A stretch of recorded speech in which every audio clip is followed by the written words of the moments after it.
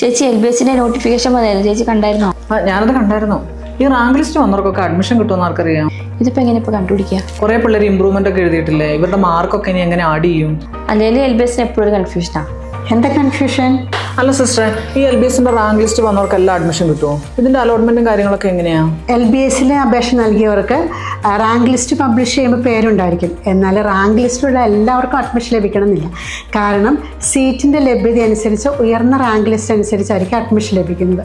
ഇനി റിസർവേഷൻ അനുസരിച്ചാണ് അലോട്ട്മെൻറ്റ് ലഭിക്കുക. ഓരോ കമ്മ്യൂണിറ്റിക്കും സർട്ടിഫിക്കറ്റുകൾ കരുതി വയ്ക്കണം. കാസ്റ്റ് സർട്ടിഫിക്കറ്റ്, കമ്മ്യൂണിറ്റി സർട്ടിഫിക്കറ്റ്, ഇനി EWS സർട്ടിഫിക്കറ്റ് ഉണ്ടെങ്കിൽ അതും കരുതി വയ്ക്കുക. നമ്മളിപ്പോൾ ഒരു കോളേജിൽ അഡ്മിഷൻ എടുത്തു കഴിഞ്ഞാൽ നമുക്ക് കോളേജ് മാറിക്കഴിഞ്ഞാൽ റീഫണ്ട് കിട്ടുമോ? LBSൽ അലോട്ട്മെൻറ്റ് കിട്ടിയാൽ ഉടനെ ഫീസ് അടച്ച് ജോയിൻ ചെയ്യുക. ഇനി നിങ്ങൾ ആ കോളേജിൽ പഠിക്കുന്നില്ല, കോളേജ് മാറുകയാണെങ്കിൽ റീഫണ്ടിന് അപ്ലൈ ചെയ്താൽ നിങ്ങൾക്കത് തിരിച്ചു കിട്ടും. ഇമ്പ്രൂവ്മെൻറ്റിൻ്റെ മാർക്കുകൾ ആഡ് ചെയ്യും.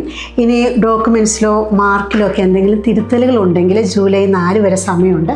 അല്ലെങ്കിൽ LBSന്റെ ഫെസിലിറ്റേറ്റർ സെൻറ്റേഴ്സുകളിൽ കോൾ ചെയ്യുക. LBSന്റെ പ്രോസസ്സിന് ശേഷമായിരിക്കും മാനേജ്മെൻറ്റുകളിലേക്കും സെൽഫ് ഫിനാൻസുകളിലേക്കൊക്കെയുള്ള അഡ്മിഷൻ ആരംഭിക്കുക.